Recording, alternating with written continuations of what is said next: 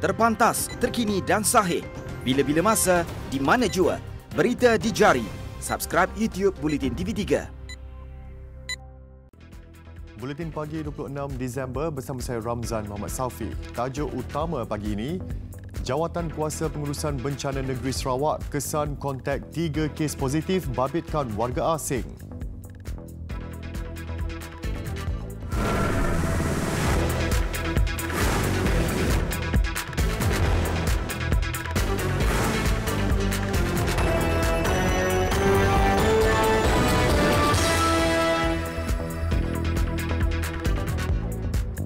Assalamualaikum dan salam sejahtera.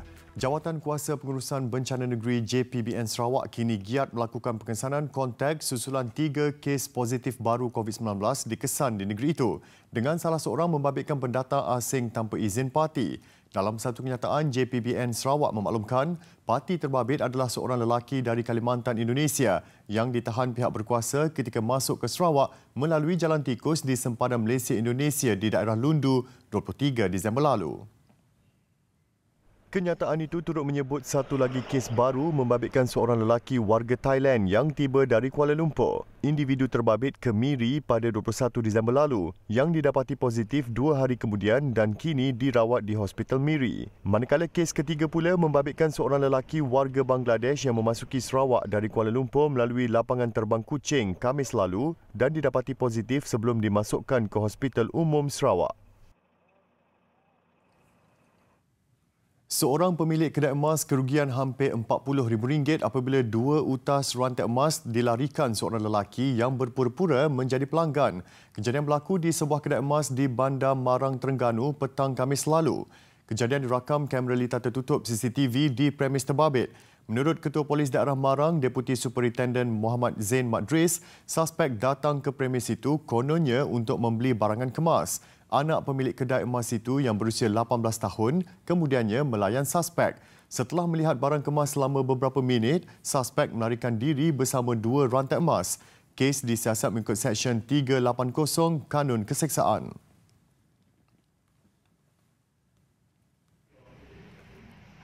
Siapa pergi kat dalam? Oh, mak pergi kat dalam. Oh! Sebuah kilang memproses arang briket terbesar di negara ini diarah menghentikan operasi berikutan tidak memiliki lesen. Turut disita 13,199 kotak berisi arang briket bernilai lebih RM500,000 untuk dieksport bersama jentera memproses arang terbabit. Hasil semakan kita telah menyita selain daripada tanur, dia punya alat-alat tu, kita juga telah menyita 77 unit tanur arang, 10 unit mesin braket, 13,199 kotak arang, satu kotak beratnya 10 kilo, 83 guni yang belum proses lagi dan belum itu, 3 guni besar, 24 peti arang, 6 bakul berisi arang dan 1 unit forklift di sana tadi lah. Pasukan semua telah memasang tip sita tu untuk tindakan lanjut. Sehubungan itu, satu laporan polis telah dibuat di Balai Polis Gomusang. Kilang terbabit beroperasi sejak 9 bulan lalu. Aktiviti dikesan Rabu lalu apabila pengurusan kilang terbabit gagal mengemukakan dokumen berkaitan. Siasatan awam mendapati kilang itu menghasilkan produk arang untuk dieksport ke luar negara seperti Australia dan Timur Tengah. Siasatan dilakukan mengikut Seksyen 3-1 Enakmen Industri Berasas Kayu 1986.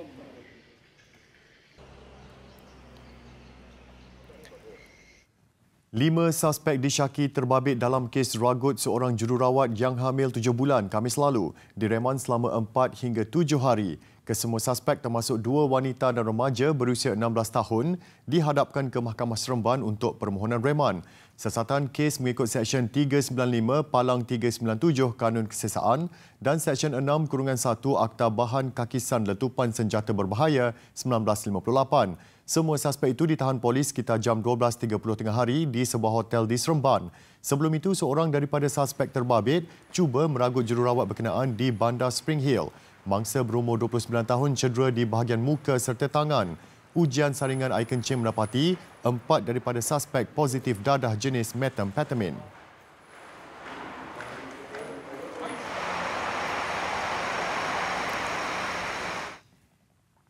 12 dari 17 pos kawalan dikawal oleh pasukan gerakan ARM PGA di Rantau Panjang, Kelantan terdedah kepada ancaman banjir dari Sungai Golok. Malah ada di antaranya dinaiki air antara 0.5 meter hingga 2 meter hingga menyukarkan anggota yang bertugas mengawal sempadan negara. Sehubungan itu, Kementerian Dalam Negeri akan menaik taraf 12 pos kawalan berkenaan bagi melancarkan tugasan anggota keselamatan. Ikuti laporan wartawan Shanun Hanif Abdullah Suhaimi. Tinjauan bersama Pegawai Pemerintah Batalion 7 PGA Superintendent Azhari Nusi yang mengawal sempadan Malaysia Thailand di Sungai Golok mendapati pos kawalan masih ditenggelami banjir sejak seminggu lalu.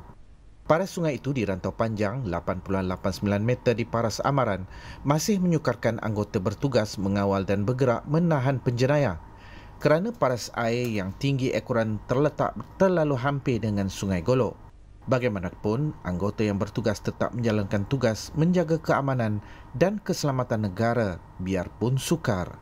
Kita jaga keselamatan kawasan sempadan, jadi apa-apa masalah pun kita kena hadapi jugalah. Walaupun banjir pada ada pun, kalau jadi apa-apa kita tetap kena keluar. Sebab negara lagi penting. Tidak ada kebocoran, ada penyeludupan di sempadan. Jadi pastikan tak ada penyeludupan.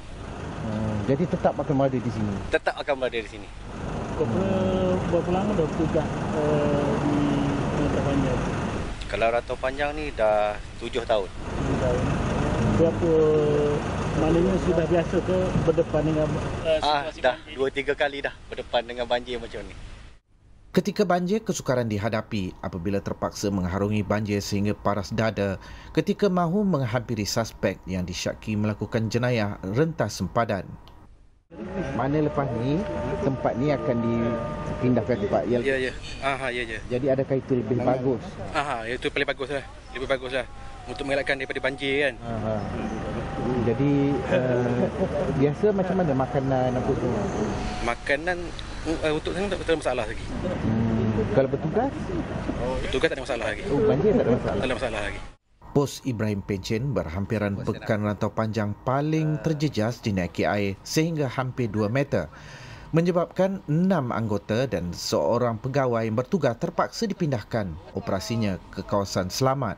Operasi menaik taraf dan membina pos baru di kawasan lebih selamat bermula awal tahun depan dan dijangka beroperasi pertengahan 2023. Rantau Panjang ni ada 4 pos, jadi 2 pos telah kita pindahkan penempatan dia.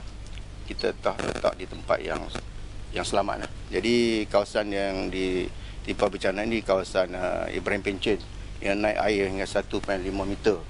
Jadi menjadi sepatutnya keselamatan anggota terpaksa dipindah dan dia di pos Haripah. Begitu air pun naik tinggi 0.8 meter. Lokasi pos kawalan berkenaan terletak antara 10 hingga 20 meter dari Sungai Golok tidak lagi sesuai dan akan dibina di lokasi lebih jauh bagi memastikan lebih selamat bagi mengawasi pergerakan di Sungai Golok. Reka bentuk bangunan pos kawalan juga akan dibuat lebih tinggi mengelak limpahan air sungai. Ya, saudara, kalau dilihat pos Ibrahim Pencen di belakang saya ini sebenarnya penting kerana di sebelah sana ialah negara Thailand dan di sini banyak direkodkan berlaku tangkapan, berlaku penyeludupan manusia, barang-barang dan sebagainya. Oleh itu, sesuatu boleh dilakukan bagi menaikkan pos ini ataupun memastikan tidak berlaku limpahan air yang berterusan ketika banjir. Itu saja laporan saya, Syahnun Hanif Abdullah Suhaimi daripada Rantau Panjang untuk TV3.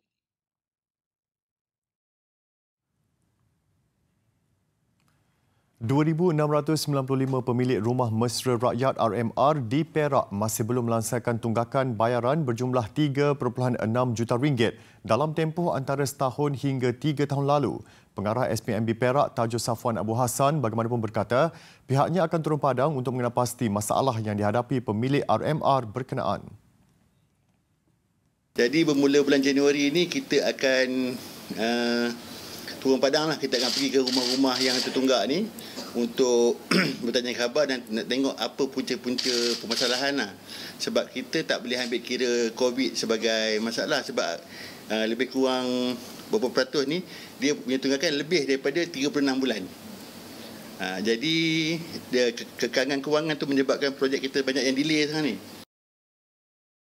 Bagaimanapun katanya beliau tidak berniat untuk memberi tekanan kepada mereka kerana memahami rata-rata pemilik RMR berpendapatan di bawah RM3,000 sebulan.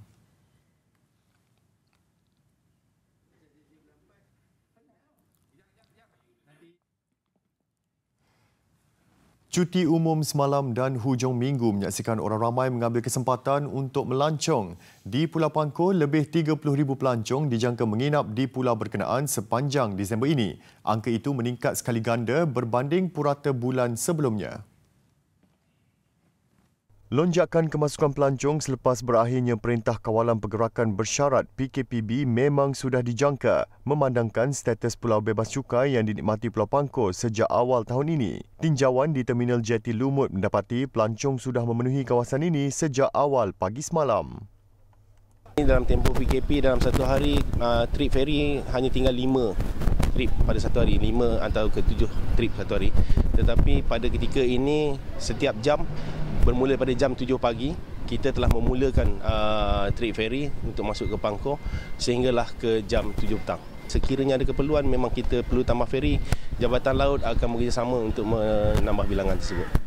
Sebelum ini, peningkatan ketara bilangan pelancong dapat dilihat sepanjang 3 bulan pertama tahun ini berikutan bermulanya status bebas cukai sebelum angka itu terjejas dengan pelaksanaan Perintah Kawalan Pergerakan PKP dan PKPB. Maknanya dapat berjalan dengan agak lancar lah kan. Walau bagaimanapun kita terpaksa jugalah mengikut arahan kerajaan. SOP itu kena didahului lah. Apa untuk menjaga kepentingan diri sendiri dan masyarakat. Ikutkan Pangkor ni saya dah banyak kali pergi dah nak ikut kan. Cuma ada masa terluang, ada free, datang singgah Pangkor sebab dia senang daripada tempat lain. Kita dah plan lama, tapi kita tunggu masa yang sesuai lah. Kita tengok sekarang ni kita masa sesuai, kita keluar lah. Tapi kita keluar pun sekejap lah, ikut SOP lah. Itu keselamatan jugalah. Besar impaknya. Selepas hasilnya, pantas menampilkan prosiding ini secara keuangan maya. Berita di jari. Subscribe YouTube Bulletin TV3. Laporan luar negara. 3 orang dilaporkan cedera selepas sebuah karavan meletup di tengah pusat bandar Nashville, Tennessee, Amerika Syarikat. Menurut polis Nashville, insiden letupan berkenaan yang berlaku pada pagi Christmas berpunca daripada bom yang diletakkan di dalam karavan itu. Pihak berkuasa percaya kejadian itu sengaja dirancang dengan amaran mengenainya diterima menerusi satu rakaman mesej yang memaklumkan tempoh letupan. Polis sebelum itu juga menerima panggilan mengenai kes tembakan di kawasan berhampiran kes letupan berkenaan. Letupan terbabit mengakibatkan beberapa bangunan berhampiran mengalami kerosakan. Tidak lama selepas kejadian, polis menemui beberapa mayat berhampiran lokasi letupan. Namun siasatan masih dijalankan bagi mengenal pasti punca kematian jika berhubung kait dengan kes itu.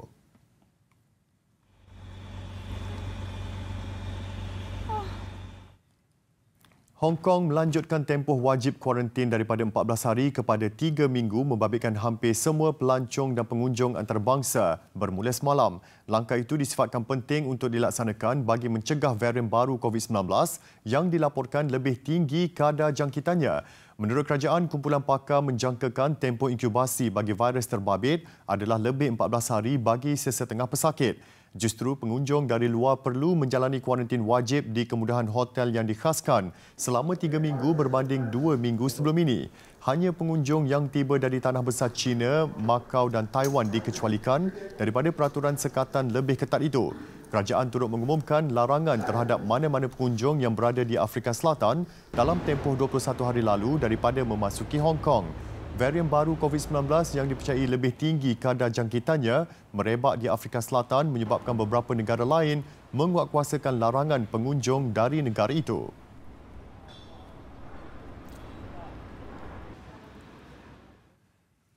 Pihak berkuasa China menjalankan saringan besar-besaran ke atas seluruh penduduk di bandar pelabuhan Dalian. Ia selepas 7 kes COVID-19 dikesan membabitkan jaringan virus baru dalam tempoh 24 jam.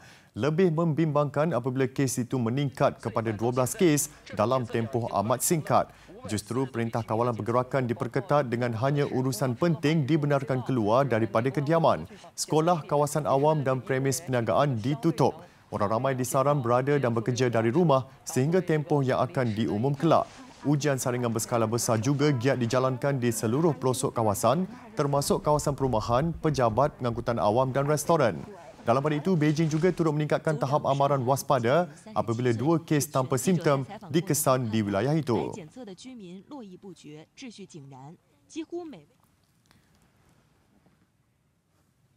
Selepas kebanyakan negara menutup pintu sempadan mereka terhadap pengunjung dari United Kingdom UK susulan penularan varian baru virus COVID-19, Amerika Syarikat pula mengeluarkan arahan terbaru menggesa mana-mana pengunjung dari UK yang ingin ke negara itu perlu disahkan negatif terlebih dahulu dalam tempoh 72 jam sebelum berlepas. Menurut Pusat Kawalan dan Pencegahan Penyakit Amerika Syarikat, peraturan baru itu berkuat kuasa mulai Isnin depan. Sejurus selepas arahan terbabit dikeluarkan, beberapa syarikat penerbangan seperti British Airways dan Delta segera melaksanakan peraturan itu sebagai prosedur operasi standard SOP wajib kepada penumpang mereka.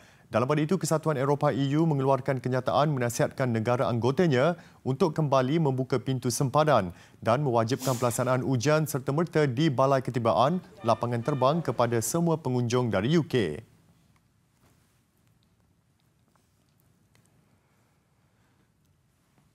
Sekurang-kurangnya 6 maut dalam siri serangan peluru berpandu dilancarkan tentera Zionis ke arah Syria. Menurut media tempatan, kesemua yang maut dikenal pasti sebagai anggota tentera bersekutu Presiden Bashar al-Assad. Siri serangan peluru berpandu itu didakwa dilancarkan Israel dari arah Lubnan dan menyasarkan kubu tentera bersekutu di Mashaf, wilayah Hama.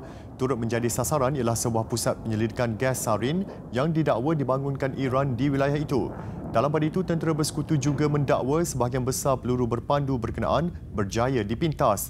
Setakat ini, tiada kenyataan balas dikeluarkan tentera rejim berhubung dakwaan media Syria terbabit.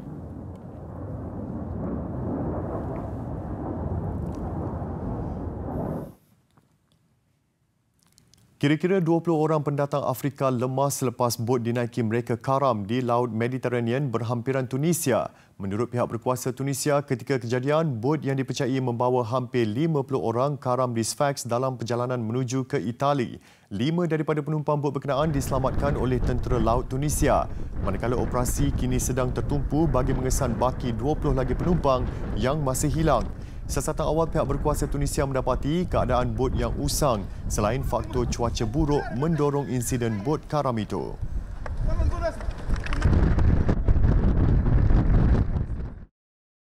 Besar impaknya. Tular selepas hasilnya. Pantas menampilkan prosiding ini secara keuangan maya. Berita di jari. Subscribe YouTube Bulletin TV3. Baik, sekian paparan pagi ini. Jangan abaikan ancaman COVID-19. Patuhi SOP walau di mana jua anda berada. Saya Ramzan Muhammad Saufi. Salam hormat dan Assalamualaikum.